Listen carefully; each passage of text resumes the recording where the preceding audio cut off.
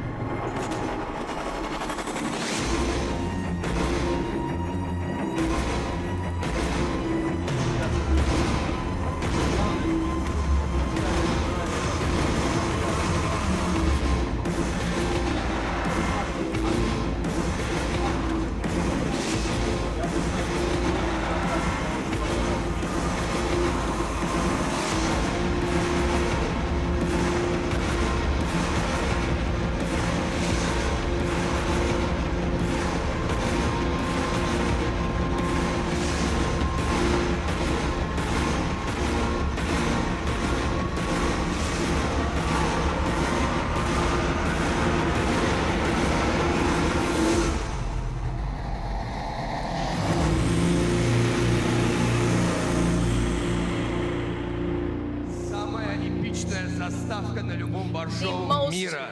Epic start for any bar show in the world. Спасибо, кто вернулся у нас на второй семинар. Спасибо, что остались, кто новый. Мы представляем вас на шоу «Барометр». Я Данил Невский из компании Cocktails for You. Немножко о барометре и вообще о этом шоу. В этот раз, именно вот в 2017 году приехало 4 бара, которые попали в список 50 лучших баров мира. Это бары как Мейс из Нью-Йорка, Данико из Парижа, Белбой из Израиля, и там еще один какой-то такой, я не помню. Химкок из Норвегии. Кого я забыл? Представляешь, я у них в январе еще месяц работал. Так вот, следующий спикер — это легенда нашей индустрии. Angus Winchester. It's Angus Winchester. He has 30 years of experience as a speaker, as a bartender, as a trainer. And he founded Embassy Bar, which opens this year. He was also a global ambassador of Tanqueray for many years. And I would like to give a great round of applause to our following speaker, Angus Winchester.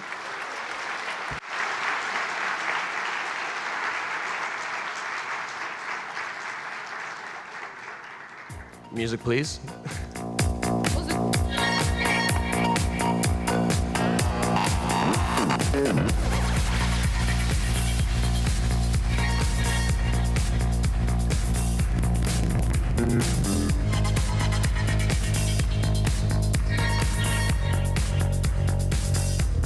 Красавчик, ты идет.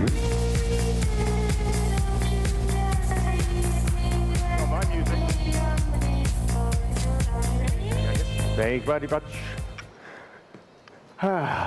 Well, this is a fucking impressive room, isn't it? Folks, my name is Angus Winchester, and I am an alcoholic with a bartending problem.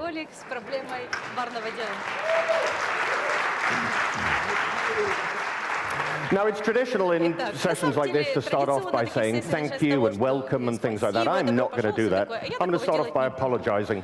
Firstly, I speak really, really quickly. The translators in the back are going to be pulling their hair out because, as I say, I speak really quickly. Even in England, even in America, people are like, slow the fuck down.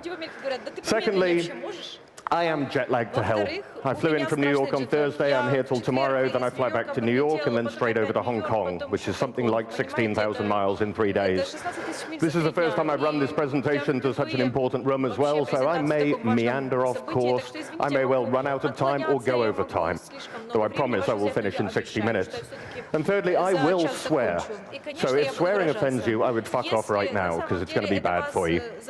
So, today's session is called Business of Bars, and it's really, as I say, aimed at bar owners and bar managers, because I've spent the last 15 years of my life training bartenders, and to be honest, I think we have trained bartenders more than they need to know.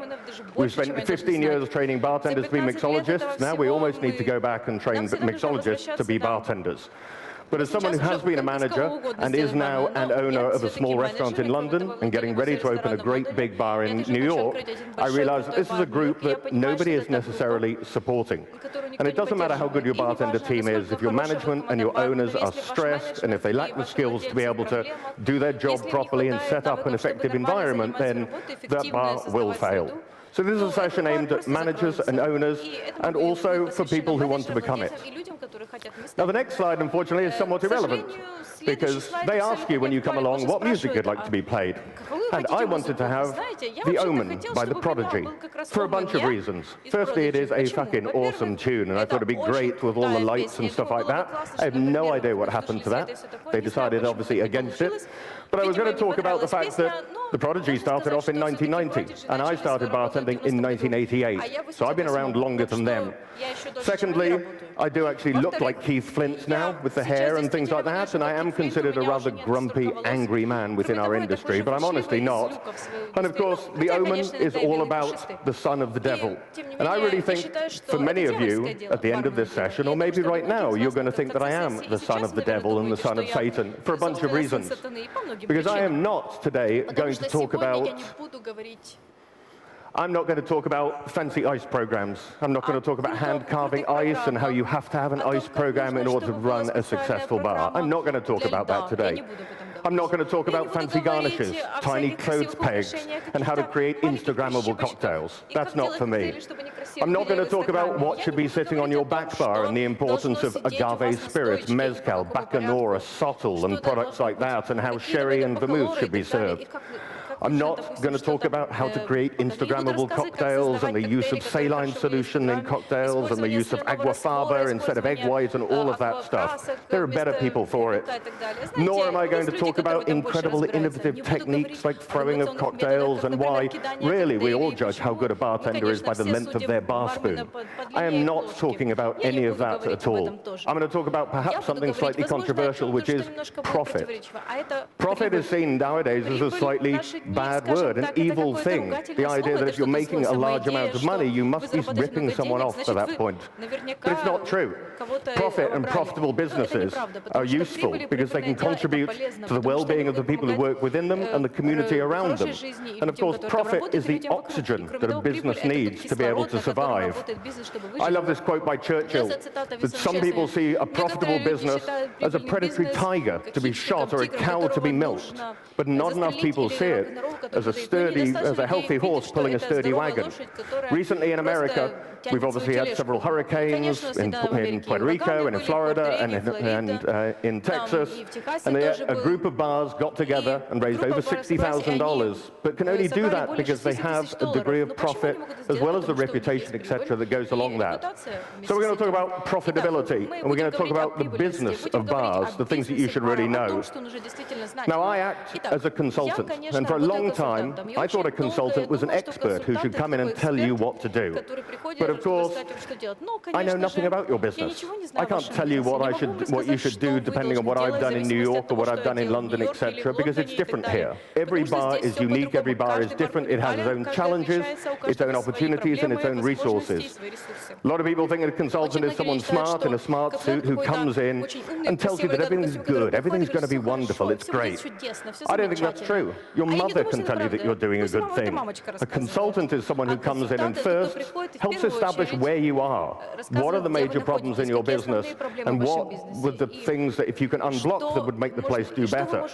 And secondly, a consultant is someone who theoretically comes in and tells you, like your best friend would, that you have something green on your tooth, or that is a bad decision, you should not do that. And so many people actually call me an insultant, because I come in and you think your business is going okay, and I ask you questions and I make you feel slightly bad about the fact that you're not doing the things that I'm talking about that are common sense, but they're not necessarily common practice. So a lot of people call me an insultant, and of course, I think when I die, all of the good work I do will not be remembered, but my one quote that I love everything in our industry apart from three things: cocktail cherries, because of course most of them are not really cherries at all, they're nasty, horrible, artificial things. Secondly, celery, because celery uses more energy than it takes to chew and digest it, so if you ate nothing but celery, you'd die of starvation. And finally, olives, which of course, having been the Tanqueray ambassador, I drank a lot of martinis with olives, but I honestly believe that olives are the testicles of the devil and taste like gasoline-soaked grapes. So I say I'm very much the insultant, but I really am not as bad as you think. I'm actually a bit of a hippie. Why? Because I've spent 29 years in this industry, and I love it. But it's toxic in many places. It has to change in so many ways. holidays, it doesn't matter the hours that you work, both the length of the hours and the fact that you can forget holidays, you can forget weekends. The time when your family and your loved ones are celebrating and having fun, you are sweating your ass off behind a bar, running around, causing havoc, etc. But I love this industry, but I think it needs to change. And I really reject the idea that you can love the idea and want to change as well. And I think we, together, can change this industry so it is respected in a way that it has never been before. Chefs, sommeliers are now starting to get some respect. Bartenders perhaps are moving up, but still, servers, still the people who work in the kitchen, the dishwashers, all of the people that are really important to the success of every business don't have the respect they deserve. I reject that owning a bar or a restaurant is a high-stress, very emotional situation. I'm involved with a restaurant in London that my younger brother's the owner, and we are struggling. And it is painful to look at the reports at the end of the night and think, fuck, are we going to be able to make payroll next week? 61% of all bars and restaurants fail. So the majority fail, and I don't think it needs to be stressful. I don't think it needs to be embarrassing. Remember, most bars and restaurants aren't funded by banks, but they're funded by the 3 Fs of friends, fools, and family. And so when a failing business goes down in the restaurant world, it hurts badly. One of the things I want to do is change that by creating planning, systems, the stuff that people go to college for in other industries, but we don't have that. Next, I reject the idea that managers have to work 60, 70, 80 hours a week. I want to give every manager 10 hours back of their life so they can spend in bed with their wife, with their girlfriend, with their dog. Well, maybe not in bed with their dog, but you know what I mean. The idea that you do not have to work this amount of hours. They don't in retail, they don't when they manage anything else, but in hospitality, we fetishize hard work. 80 hours a week, you're a part-timer a lot of the time. I think working less hours, but working better, working smarter, and working differently will create a different environment. I reject the idea that bartending is low paid, that hospitality is low paid, that we're paid minimum wage and we have to scrape around for our money. I honestly think, properly engineered, all jobs can have the suitable pride and respect, that the nobility of working in the service industry can be respected. I tell people I'm a bartender at parties, and they say, wow, that's fascinating, really, I'm just going to go and make a telephone call. And to try and explain to them that I am being of service as opposed to being a servant is something very important. And finally, well, I believe that the antagonism between front of house and back of house, between suppliers who are just seen as cash cows, etc., whether it's waiters to bartenders, front of house to back of house, this sort of antagonism is wrong. And I think we can all pull together and work together better to create a better industry and a better time for our guests when they walk through the door. So as I say, I'm a consultant, and one of the things I do is I ask loads of questions. I act like a brain-damaged Labrador and just ask lots of questions. And the major question I ask first off for anyone is, what's causing you sleepless nights? What's the one roadblock in your business, the bottleneck in your business that's stopping you from being really successful? And people come out with a bunch of things. It's difficult to recruit staff or retain staff, or social media is so difficult, or wastage, or costs, or sales. And then I say, great, what are you doing about it? What are you doing about it in terms of what are you focusing on? This is me many, many years ago as a young, hip, very attractive, very cool bartender. And I've transitioned now to being this consultant that we go to, and I ask that question, and what I've really learned is the idea that there are 2 elements of a business. There's a smart aspect to it and a healthy aspect to it. And these are linked together, but they're multipliers of one another. Very simply, smart businesses have a business plan, which for a business is as important as a properly constructed recipe. And proper financing. Assume that nobody is going to turn up to your business for 3 months. Do you have enough money to pay your staff and continue to do the promotions, etc. during that time? Location and property, the technical skills and a training program, market awareness, and research, and knowing what will sell in your market. You may have gone to New York and seen a speakeasy and think, a speakeasy will work in my town because nobody does that yet. There may be a gap in the market, but is there a market in that gap? And finally, proper control systems. Most of my job is actually getting you to change your till system or set up your till system and your register to be more important and more effective. And that's cool, but most businesses can become smart. You hire an accountant. You pay people to come in and work Excel spreadsheets for you. But the true test of an incredible business is how healthy it is. And the health of the business and the culture of the people who work there is important. Creating dynamic teamwork so that everybody knows whatever their job is, from the dishwasher in the kitchen to the general manager, has a vitally important role to play. Then, high staff engagement. And engagement is the thing I've learned about recently.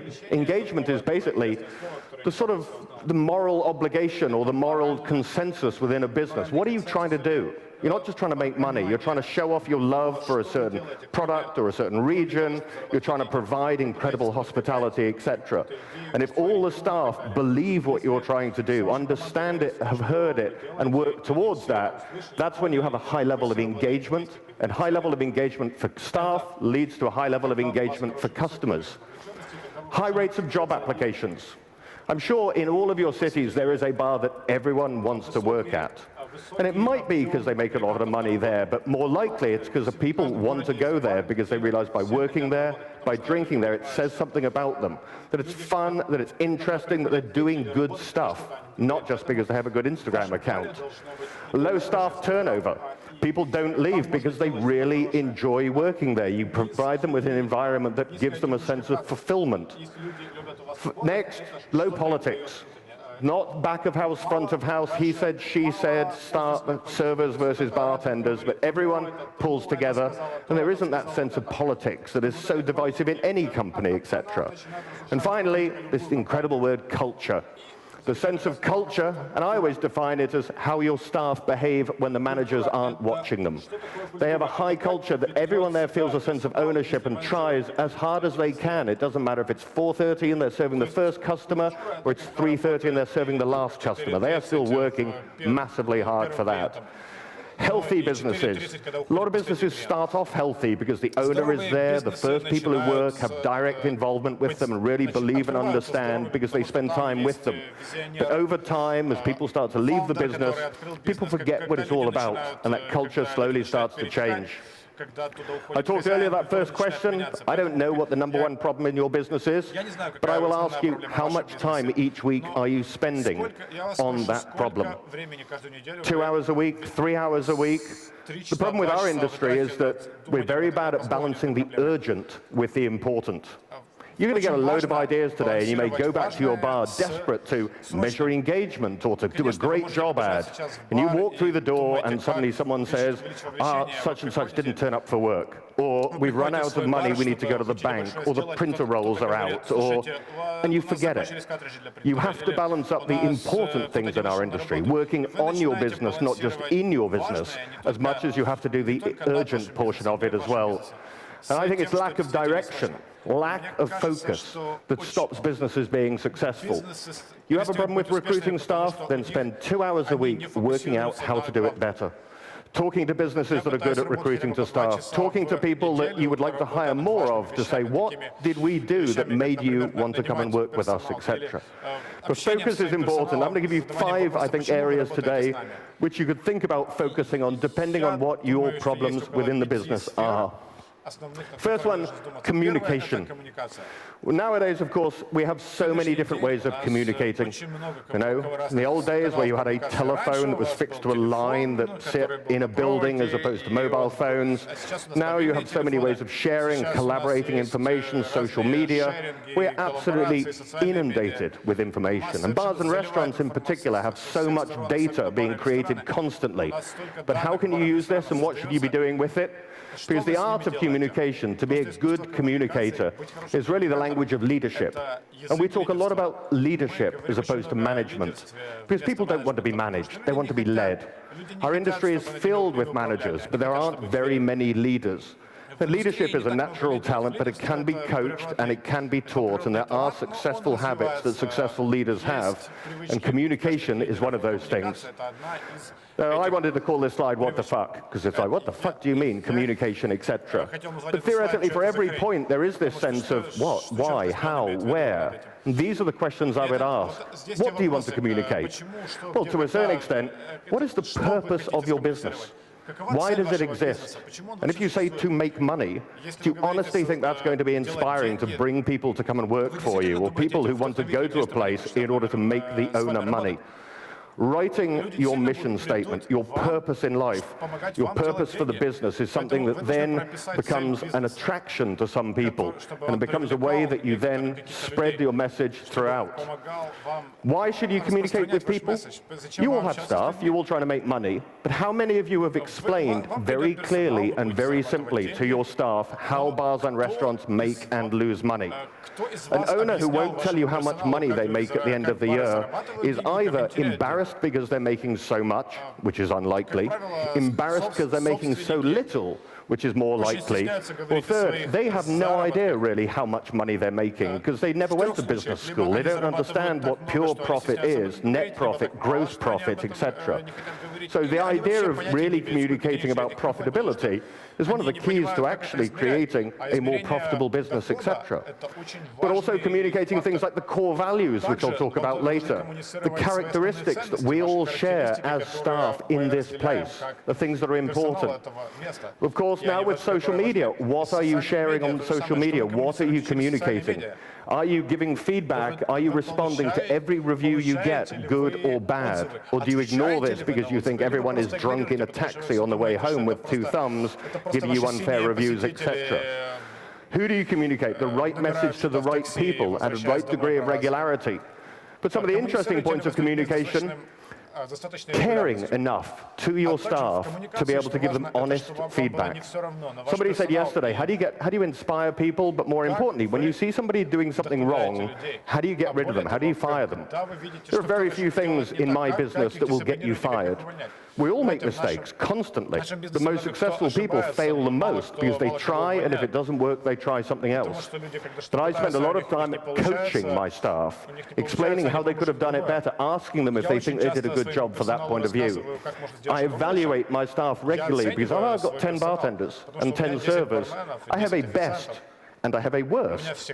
Now, the worst bartender in my bar may be the best bartender in another, but I have to communicate to them what, in my mind, makes best and worst. I will tell you whether you rank first, fifth, seventh, 10th, and I will communicate how you improve yourself, etc. Because I think everyone thinks they're brilliant, everyone thinks they're good at their job. To get regular feedback, honest feedback, because I care about you enough to give you that, is important. Second thing, of course, be honest in your job ads. I think the whole hiring process is fucked on the whole. Our job ads say wanted, confident, enthusiastic, hard-working individual to work in busy cocktail bar. They don't say you will clean up people's vomit. They don't say you will have long periods of time when you're doing nothing, that you're going to get treated like shit, that it's physically hard. These are honest. We know if you've worked in the industry what this job is all about. But job ads tend to be a tissue of lies. Job interviews tend to be a tissue of lies. They're like a first date where you ask me questions and I try and tell you the answers that I think you want to hear, etc. That is rubbish. So creating a great job ad, pulling out your telephone, which is now, of course, a camera, and talking to your 3 favorite members of staff, the people that you wish you could clone, and say, what do you like about working here? What are the 3 things that are good about working here? But then, what are the 3 things that are difficult about working here? A job ad should attract some people, but it should repel an awful lot more, because I do not want to read a whole bunch of resumes that are a tissue of lies, but more importantly, you will never succeed in my environment. Sharing wins regularly, reading good social media reviews out to the staff just before they start the shift. So they start the shift positive, as opposed to being told what we're out of stock of tonight or what we fucked up with last night. The idea of sharing wins, the business is improving. My staff know exactly how they make money and whether we made money last week, a lot of money or a little money. I will share that with them because I'm also transparent. There is nothing hidden in my business. I'm not embarrassed about how much money I earn. I'm not embarrassed about how much money the bar earns or how much money the bar loses. But I will be honest, I will be open, I will communicate that with regularly. And the 5th one, of course, is asking how your guests are doing. And not just saying, hey, did you have a good night? Because most people, if you're talking to the owner and they say, or a manager or the bartender, did you have a good night? Great night. It's only the really, really fucked off people who will tell you they didn't have a good night. But nowadays, actually asking people, did you have a good time? It's not going to give you the answer you want. And you study this and you find out that there are different ways of asking that question. This, some of you may recognize, is a dashboard of a car. This tells you everything that you need to know to run the car. The speedometer, if you go above this, the police are going to arrest you. The gas, if it goes below that, it's going to stop. Oil, pressure. Cars are very complicated machines, but you don't have a very complicated dashboard. And every business should have a dashboard with the critical numbers that you care about. It could be sales, it could be wastage levels, it could be the hours that the managers are doing.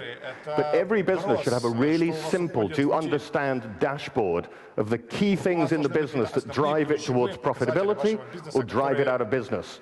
And this is something you need to display and study constantly.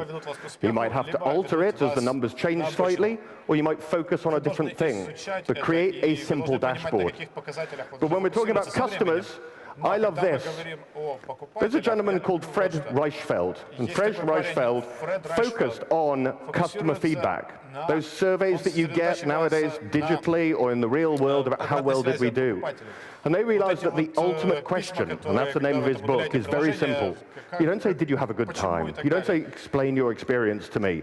You say, on a scale of 1 to 10, how likely are you to recommend my bar or restaurant to a friend or colleague? So it's basically saying, how likely are you to put your own personal reputation on the line to tell a co-worker or a friend to go to this place? That is really solid. The second question, if you can ask them, is why did you give us that score? And these are cards that we give out to every customer. We teach the staff how to get people to fill them in. It's not about me. You're not rating the server and things. Just tell us on a scale 1 to 10 and why. We now get 8 out of 10 of my staff get these filled out by customers. There's no email on this. I'm not going to then create an email list and spam you about special offers and things like that. I'm just genuinely interested about whether we did a good job. And of course, scale of 1 to 10 and then why gives you a whole bunch of things. But the science behind it is quite interesting. When it comes down to it, 0 to 6 means they fucking hate you. They're polite, they don't want to say 0, so they're going to give you 4, 5, which honestly nobody wants to go to a place that's 4 out of 10, 5 out of 10. That's average. If it's average, it's shit when it comes down to it. 7s and 8s are passives, they're neutrals. 9s and 10s are promoters. And you get a thing called the Net Promoter Score, where you take the percentage of promoters, you minus the percentage of detractors, and it gives you a score called a Net Promoter Score. You measure this constantly, and you start to see what is happening in your business. You look at the people who scored you 0 to 6, and that tends to be a list of things that are a problem. Do less of that. Sort this out because it's a problem. It could be it was too bright, it was too loud, the staff were arrogant, the customers were arrogant. So you look at that, that's a list of things that you need to sort out. 9s and 10s, that's a list of things that your customers love about you. Do more of it. Hire people to do this, etc. This is free consultancy. And it may seem a little bit corporate, but I tell you now, understanding your Net Promoter Score, measuring it, and constantly using it as a barometer to then drive the business forward is hugely useful. Next, core values. The core values, these are something that are seen as very corporate. They tend to be a list of characteristics or traits that the people who work there share, and theoretically the business shares. But these tend to be, a lot of the time, complete bullshit. You sit there and you work them out, you stick them on a poster on a wall, and you think, job done. Enron, very famously the largest bankruptcy ever, because of incredibly illegal behavior they were doing. Their #1 core value? Honesty. So it's a load of rubbish. Your core values, which are the characteristics, the personality traits that you as an individual have, are something that are your internal compass. In life, you have your own core values. But the idea is if you work in a team where everyone, the person you work alongside, the person who works in a different department, they believe the same things as you, it then becomes a far more useful way of creating a true team. Because you're not hiring an ice machine. You can't unplug a machine or a person who worked and was successful in Milk and Honey in London or Attaboy in New York and plug them into your bar and expect it to work exactly the same. It is that sense of teamwork. And again, how do you use these things? How do you create them? Well, if you haven't got them written up already, then the best thing to do is sit about and think about your best staff members. The one that if you could clone Susie to make 10 of her, your business would be so good, because Susie is your best employee. Why? What characteristics does she have? What character traits does she have? Really friendly, always helpful, always turns up 10 minutes early before a shift, as opposed to the person who always comes in the last 30 seconds. So that's how you would create them. Then it can almost become your job ad. Because I know, I could shave a monkey, stick it behind a bar and teach it how to shake a cocktail, but I can't teach it how to care. So I would, literally, my job ad would be a list of my core values and saying, is this you? And people are attracted to that, say, yeah, that's me. I have no idea what this company does, but that really resonates with me, etc. It's something that you use to celebrate good behavior. You don't say, wow, such and such sold more drinks last night than anyone else, because that can be random. Whereas it comes down to, this is the person who best represents the culture and the values of our company. This is what you celebrate. This is what you reward. This is how you interview people. By not saying, where are you going to be in 5 years' time, and do you love bartending? But you say, this is us. Tell me a story when this has happened to you to show me that it's important, etc. Core values are something that are at the core of every individual. And as I say, to start off with, they can be quite strong. But the great thing about a core value, the test of your core values, are they real? Is firstly, would you not hire someone who theoretically was great? They won world class, they won legacy, they're a brilliant bartender, everyone says that, but they don't believe the same as you. Would you not hire them if they did that? Secondly, would you fire someone, even if they were the most knowledgeable bartender, came up with the best cocktails, but if they constantly trampled on the values of the company and the values of the people who work there, would you fire them? And thirdly, would you take a financial hit to be able to protect them? The idea of the customer is always right, as we know, is sort of rubbish. But if a customer then starts to go against your core values and you compromise a core value to keep a customer happy, or you hire somebody that they don't quite fit, but we really need someone because otherwise we're paying more overtime and stuff like that. A true core value has those three tests. Would you not hire someone who didn't have it? Would you fire them if they trampled on it? And thirdly, would you take a financial hit to be able to protect them? And core values can be chatty, they can be fun, they can be whatever. I'm opening a bar in New York, and these are my core values. These are the people I want to hire. Doesn't matter if they have experience or not. Do they believe that life is about being of service and serving other people? It could be something as simple as, you're the sort of person who holds a door open for someone, or you're the person who goes first. Can you walk past a cocktail napkin on the floor as you're walking into the interview? Because that shows that sense of attention to detail. So I'd say that. Manners are vital. Punctuality is vital. I love people who are on time. I love people who phone you 10 minutes before they're supposed to meet you to say, I'm so sorry, I'm going to be late, rather than phoning you 10 minutes after they were supposed to be there to say, I'm late. Healthy body and a healthy mind.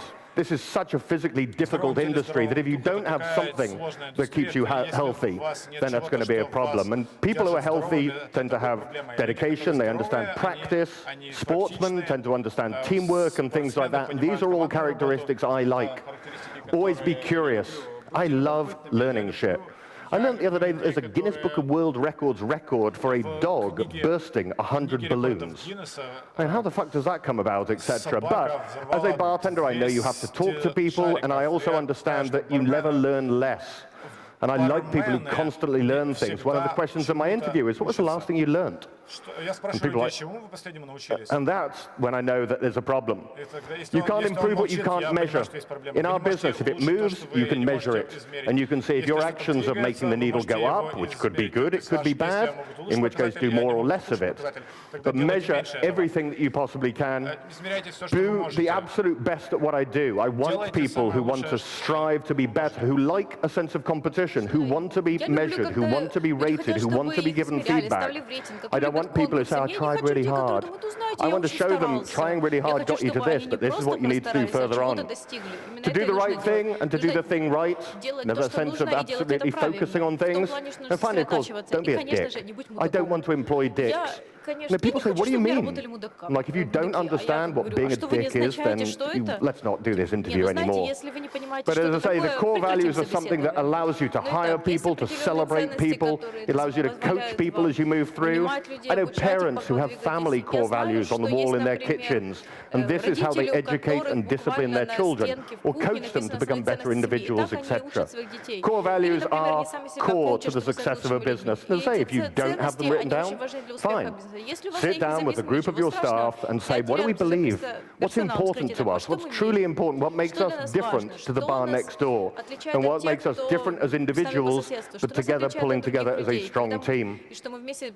Education and evaluation. I think it's key, because everyone says now that recruiting staff and retaining staff is difficult, which means you can no longer look at people who have experience. You need to start to look for people who have the right attitude but don't have the right skills. My mentor is a gentleman called Sean Finter. I met him in Australia about 10 years ago, and 15 years ago now. And he said after a bit, hey, let's go to my house for a barbie. Australians really do throw shrimps on barbies. It's incredible. But we stopped off in a supermarket on the way home because he wanted to buy some beer. And he came out with a case of beer and sat down in the car and said, I just hired somebody. I was like, really? That was quick? Why? He said, because I went to the fridge and I bought this case of beer and I'm walking towards the cash register. And a kid, 19 years old, stacking shelves, said, I'm sorry, sir, do you mind me asking, you can drink that tonight or is it for the weekend?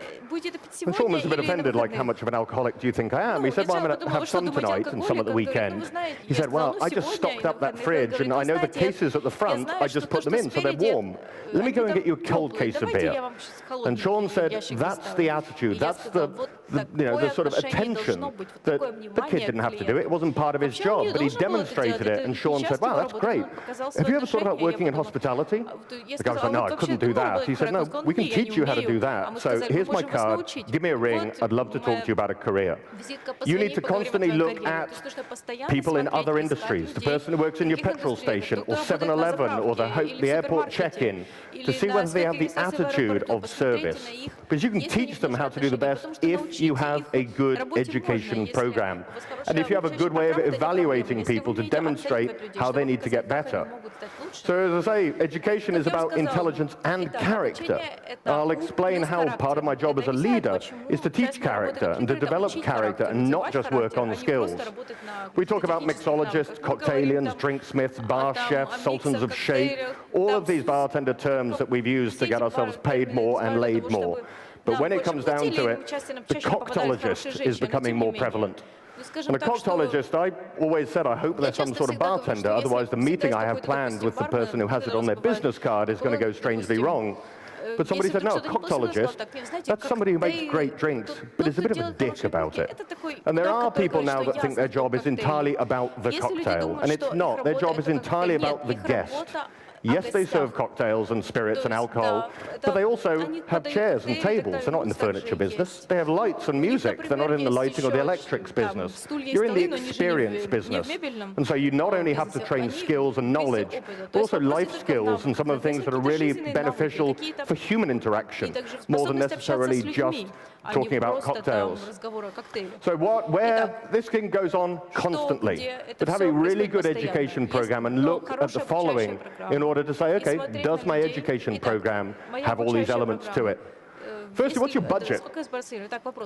I tend to say nowadays, brand companies will come in and train your bartenders, and that's good, because your bartenders will know about Bacardi and Tanqueray and Monkey Shoulder and things like that. But they won't necessarily train those other sets of skills. You need to have a budget for this. At a minimum, your training budget should be 1% of your gross turnover. You turn over €1 million a year, 10,000 euros minimum budgets to pay for education to bring people in. And not just product education, but it could be things about health and safety. It could be about sales techniques, because we're salespeople. And a lot of people get very nervous about being a salesman or a saleswoman because we don't like salesmen. They're sort of hustlers and they make us buy shit that we don't want to do. Upselling, constantly talk about upselling. But a sale is a transfer of enthusiasm. You honestly, genuinely believe that this product, this service, this idea will benefit the person. You want to get married? You better be a good salesperson, because you're going to have to sell yourself to somebody. Jesus Christ was selling the idea of Christianity. Martin Luther King was selling the idea of civil rights. Sales is important, and it's not high pressure. It's not about getting as much money out of the guest as quickly as possible, because people feel gouged, and people feel uncomfortable being like that. Whereas, as I say, teaching things like sales is important. Have a planned yearly education schedule, first Tuesday of every month maybe, where people know what they're going to learn, because, hey, that can be attractive to some people as a job ad.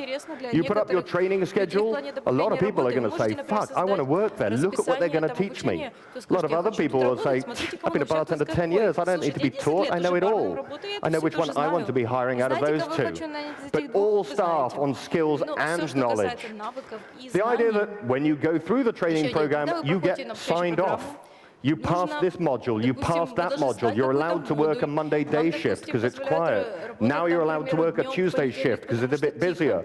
All the way through to now you can work a Friday busy shift on the busiest station, etc. To be clear and honest, to have standards that people have to pass so that everyone knows nobody got a free pass, this person doesn't get the shift because they're sleeping with the manager or they're particularly attractive. It creates a different culture in the business. Management education and leadership education. Bartenders get loads of education now. Brand companies come in, there are videos, they are filled with education, but what's your education for your managers? Do you sit down and give them talking about how to interview people better, to talk about core values? Do you have a book that you're reading that you discuss, or watch a TED Talk and say, what lessons did we learn from this that we can bring into our industry as well? I love the idea that a guy got hired as a job to cut down trees. Well, on the first day, he cut down 50 trees. Second day, he cut down 40 trees. Third day, he cut down 30 trees. Fourth day, 20 trees. And he goes to his boss on Friday and says, I don't know what the fuck's happening. Monday I cut down 50 trees, and yesterday I could only manage 20, and I'm working as hard as I can. And his manager says, when are you taking time to sharpen your axe? And he said, I don't have time to sharpen my axe, I'm too busy fucking chopping down trees. As managers and leaders, you have to spend time sharpening your axe, becoming a better manager and a better leader. A clear schematic for upward progress. Do you have a way that you could show somebody who's coming in to work as a barback could, in time, go from barback to bartender to head bartender to bar manager to assistant general manager to general manager? Do you show them that there is a career here as opposed to just a job? And more importantly, do you show them what they have to do to be able to become better at their job, to earn more money, to get more respect, etc.? Do you have a fair, clear system by which you schedule people, by which you promote people, by which you let them enter competitions, go on distillery trips, or whatever it may be? A lot of people don't have that. It's implied. But you can lay it out to someone who's starting to work for you and say, this is where you are now, this is what you have to be able to get to this level. Another one of my mentors, Bobby Hugel, says he does not train bartenders, he trains operators. His bartenders, after 2 years of working with him, could open their own bar. He now owns or is a part owner of 8 bars because he helps his staff, and when they go off to open their own place, he helps them and says, look, you've got skills and ideas, we've got a lot of financing, and we're good with property, let us partner on here. And I say he develops people from that point of view.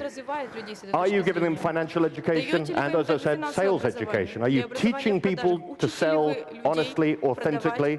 Are you teaching them how bars make and lose money so they act like profitable people, and it gives them the skills to potentially open their own business? Are you using the right tools, the right methods to educate them? The whole idea of the super manual, a 250-page we cut and pasted from all of the greatest bartender training manuals we've ever seen. Is this the best way now of educating millennials? Or again, is it better to reach into your phone and video someone, the head bartender or bartender, making the cocktail, talking about the cocktail, who it would be good for, where it came from, why we use these spirits, etc.? Are you videoing someone doing a great introduction at a table? Are you videoing someone doing a great hosting experience, etc.? Video sharing means people can watch it time and time again. It's more interactive, it's more engaging. So are you using the best tools, the best methods to educate people that may well be from a totally different generation, and really written words freak them out? The amount of people now that were like, oh, I just don't like written things. Like, could you video it? Could you just talk to me about it? And that's fine, but I've got new staff constantly. Whereas if I had a video of every single cocktail that's ever been on my menu, not only is it a training thing, I could use it on social media to talk about it and promote the bar as well. And finally, growing life skills. I don't train my bartenders just on sotol and bacchanora and sherry and throwing of cocktails. I bring people in to talk about parenthood, to talk about how to buy a house, to talk about how to eat better or how to exercise better. Because these are human beings. I feel I need to educate human beings, not just employees. One of my earliest managers said, the way you should lead people, the way you should manage people is think, in 20 years' time, if somebody asked somebody who'd worked for you for a year what they thought about you, what would they say? These people are in your care if you're a manager or an owner, and it's a responsibility to develop their skills, not just to do their job better, but to live their life better. Culture. Culture is an incredible word. A shared way of doing something with a passion. How your staff behave when you're not there is another great example of it, because I don't want to work in my bar till 3 o'clock in the morning, 6 nights a week to make sure everyone does stuff properly. I want to hire people and teach them why they're doing it, how to do it, why it's important to do it correctly, etc. And the key to this is really this thing I talked about earlier, engagement. The moral sense of, I get what this place is trying to do, it makes me feel good to work here. I may get paid more money elsewhere, I may get more Instagram likes somewhere else, but this place makes me feel good. I've got friends who are nurses, and I think they're awesome, but I no longer ask them how their day was. You say, how was your day? And it's like, oh, it was great, but we had this little old lady, she lives on her own, she'd fallen down, been lying on the floor for 2 days, she came in, I was holding her hand when she died, and I was like, fuck. Like, that's really heavy. I'm so glad people like you exist. There are people that being of service makes them feel great. It allows them, it fulfills them as people. And that sense of engagement, it's an approach resulting in providing the best conditions for everyone in the organization to give their best, to do their best, to be aligned with what the organization is trying to do, which gives an enhanced sense of their own well-being. Providing people with a job that gives them a purpose that is meaningful, that gives them a sense of communication so they know what's going on, so they get recognized for hard work and where they trust the people they work for and the people they work with. That is something that makes people feel incredible. And to say the difference, if you're engaged, you're proud, you're loyal, you can't be hired away for an extra 100 euros a week or whatever, because you really believe in what this place is trying to do. The sense of not engaged, you've got a contract with this person. They give you 8 hours of their day, you give them 8 hours worth of money. If they're in a good mood, they'll try hard. They don't really believe in what you're trying to do, but it's okay, you're a bit of a hippie, but that's fine. And finally, disengaged people fucking hate working there, but they have to get a job. They hate your customers, they hate what you're trying to do, they steal from you. They're the people that are always out the back having a cigarette, they're the ones that steal all your glassware, that smile at you when you're looking, and would stab you in the back with a fork when you turn around. And when it comes down to it, you can measure this. These are some of the numbers of engaged, not engaged, and actively disengaged people. And this is not just our industry. This is run by a company called Gallup, which uses a tool I'll show you in a moment, which should be a touchstone for leaders, etc.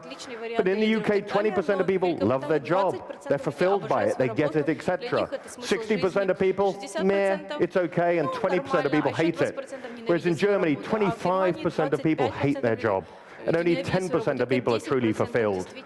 I don't know if it would be higher or lower in our industry, I don't know if it would be higher or lower in Ukraine, but measuring engagement is hugely important, and you can do this. But not by asking your staff, are you happy here? Because you can be happy because it's great. I get to fucking snort coke, rip necks off bottles, and fuck your customers. I love this job. That's not the same as being engaged.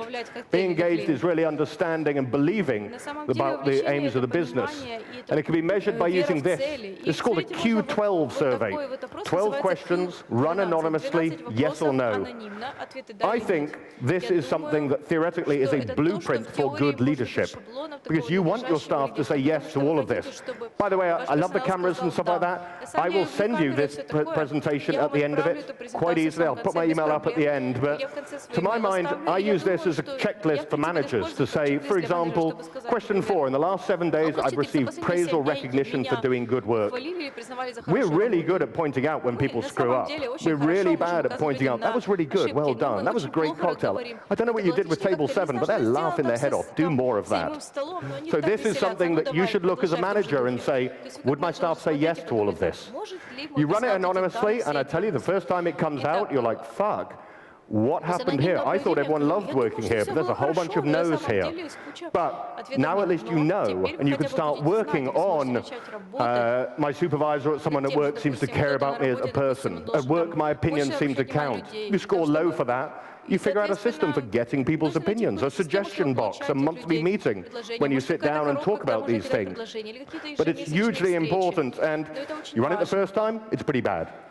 3 months later, you run it again, and the results actually get worse, because most people don't trust that it's going to be anonymous. Most people think that you're going to be noting who said yes and who said no, but it's has to be run totally anonymously. And of course, if they think it's truly anonymous, they will now honestly tell you what they think. So the results go down, but you focus on one thing that you're scoring bad at, and try and fix that, and one thing you're scoring well at to try and systematize it. Why does that work? I love the idea of the last 7 days I've received praise or recognition for good work. I used to be the hawk of doom when I was a manager. I would sail around in the restaurant and bar and pounce on things that I saw people doing wrong. I wasn't very good at pointing out when they were doing it right. So my manager gave me 10 coins. He said, put the 10 coins in your right-hand pocket. And during the course of the shift, your job is to see and compliment 10 good things that your staff did. And every time you do it, you move a coin from one pocket to the other. It is hugely simple as an idea. Try it. First couple, quite easy. Then something happens, the toilets overflow and you forget about it, and at the end of the night, you've still got 7 coins in your right-hand pocket. But if you get good at pointing out 10 things every night, the staff feel better, so they respond better from that point of view, they feel better about what they're doing, and more importantly, you start to let people know that you recognize the hard work that they're doing, rather than when they screw up. So that's hugely useful.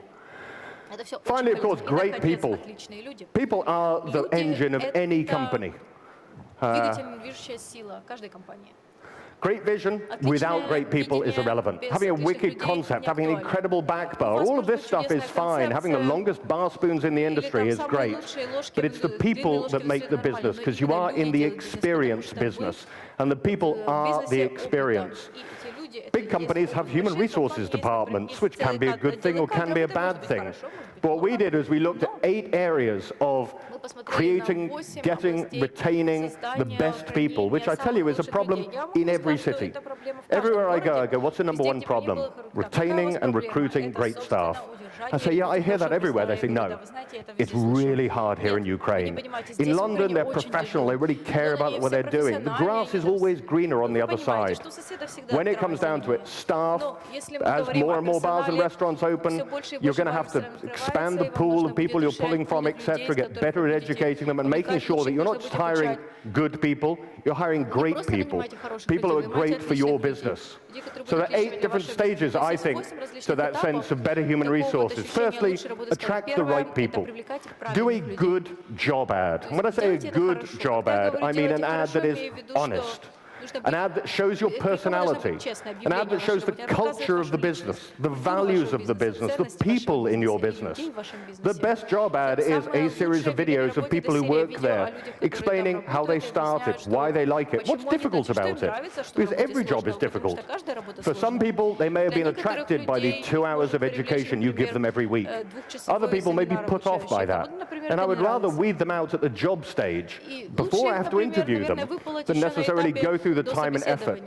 Recruiting staff, they calculated in the US recently, to fill even a basic role in a bar or restaurant costs $1,000 per person. Now, if you're having to hire 5 people a year, that's $30,000 US. This is a mixture, of course, of the whole process of recruiting, the time taken by a manager to write a job ad, interview people, check references, put them into trial shifts, get it, all of that stuff, as well as the lost opportunity, because in our industry, the turnover rate is 60%.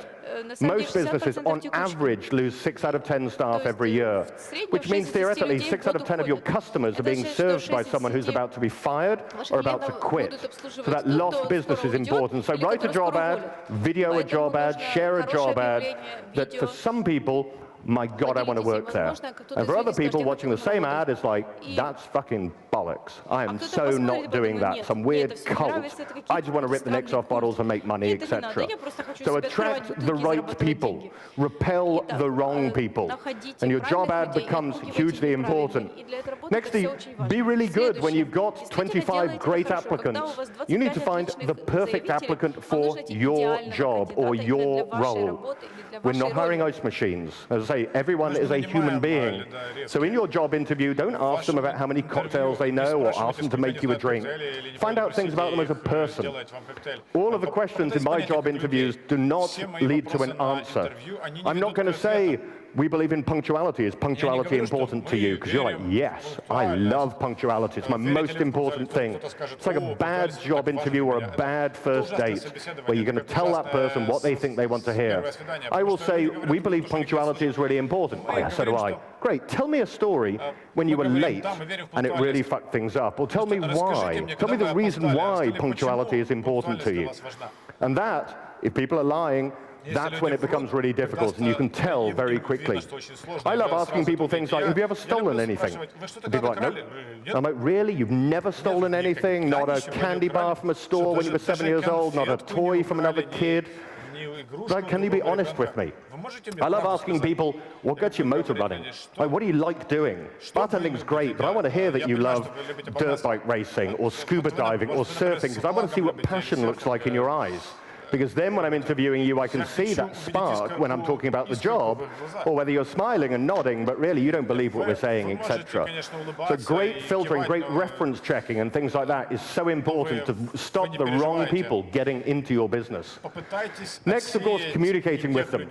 Having good meetings. I don't want a show of hands, but I almost guarantee that most bar meetings, managers meetings, all staff meetings you have are basically a goat fuck.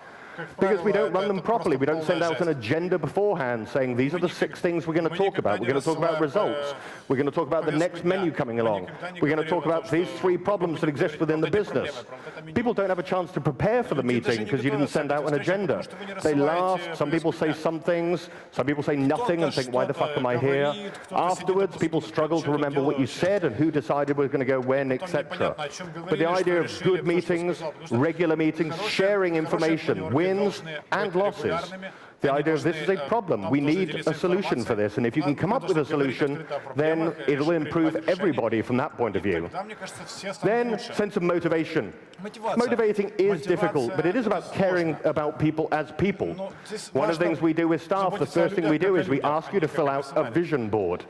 And the vision board is just basically 4 areas of your life. Your personal career or your personal development, your business career, your family, and your community. And we say, what are your goals in these areas for the next year?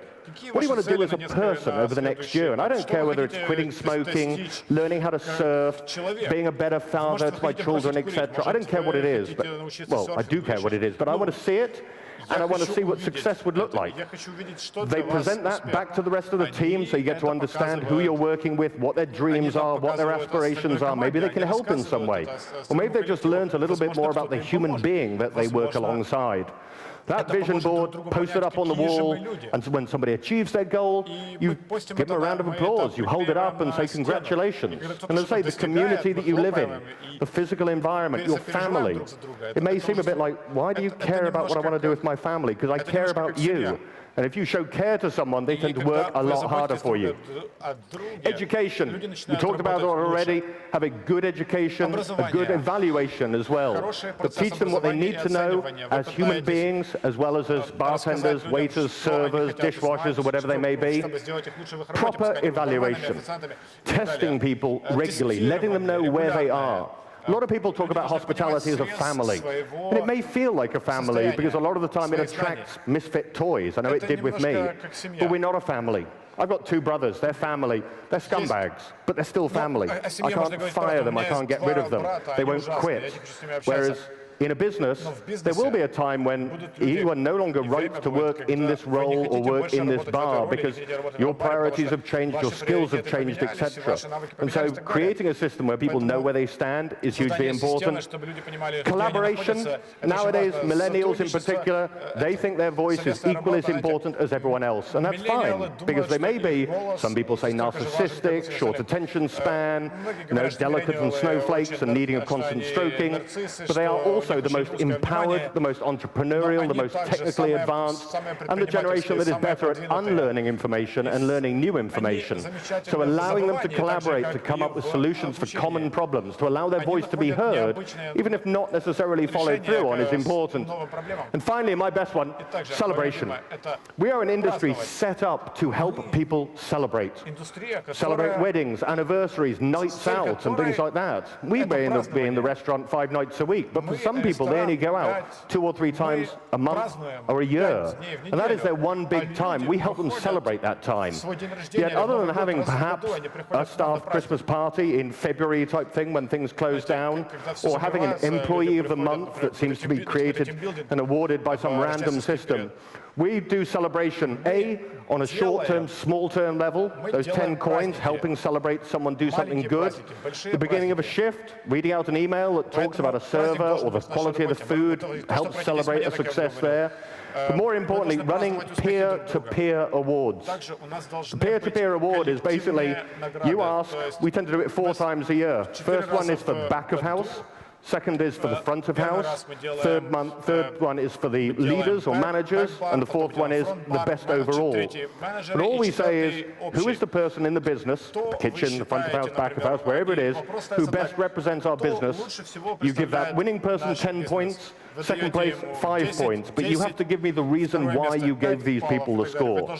You add up those scores, award a small trophy perhaps. I've got loads of trophies, but some people never had a trophy before, and being given a small recognition for the work that they do, not just decided by sales, not decided by managers, but decided by the people who work alongside them, is hugely, hugely powerful. And you read out the reasons why somebody gave the dishwasher or the host this award, and it starts to become positively fulfilling and give you a long list of characteristics and may even turn into those core values in the future. So, folks, not about fancy ice, not giving you absolute solutions for problems in your business, because as I said, I have no idea what problems you have in your business. I have no idea how much time you have, how good your staff are, how committed they are, and things like that. But if you look back at this and say, is communication our problem? Can I ask every staff member, what do we do when things go wrong? Because service recovery, if something goes wrong, and I'm sure stuff will go wrong, everyone should act using the same process as opposed to just, oh, I get a manager.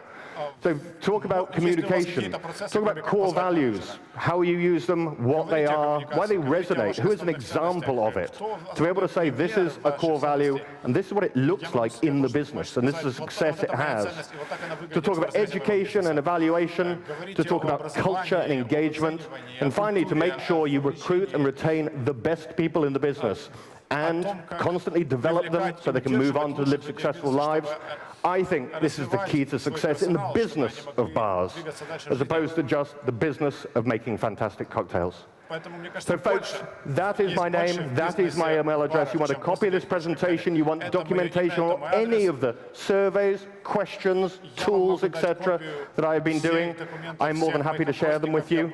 I have 18 seconds left, so I think I timed this pretty fucking well, if the truth be known. I have to say, this is a hugely impressive room. It's my first time to Ukraine. I'm hugely impressed by every person that I have met. There is such passion and enthusiasm, but with the right systems and the right planning put into place, raise. I think you guys will continue to raise, continue to succeed, and hopefully have a little bit of a better life. Guys, thank you very much.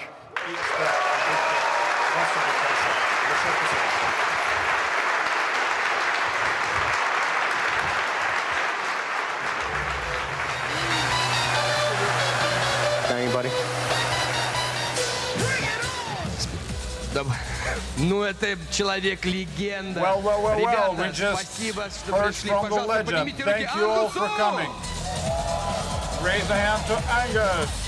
Красавчик, красавчик. Well done. Ребята, Attaboy. пожалуйста, сейчас надо покинуть зал, мы его So уберем. now, Если у вас if you could leave the room.